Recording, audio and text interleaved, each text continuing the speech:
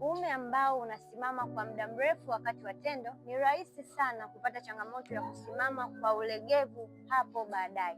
Lakini pia kama mwanaume uko kwenye mazingira ambayo yana baridi sana, hakikisha pale ambapo unaenda kuoga, basi pendelea kuoga maji ya uvuguvugu. Hii itakusaidia sana kwa ile misuli ya uume ambayo imesinyaa, naweza kurudi kwenye hali yake ya kawaida kama hiyo changamoto haina muda mrefu.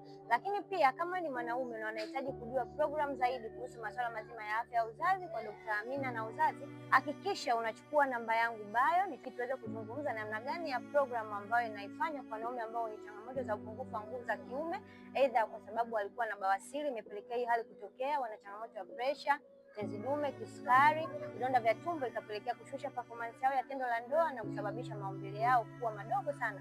Lakini pia bila kusahau wale wanaume ambao wamefanya masturbation kwa muda mrefu, ipo suluhisho kwa ajili ya matibabu na pamoja na ushauri.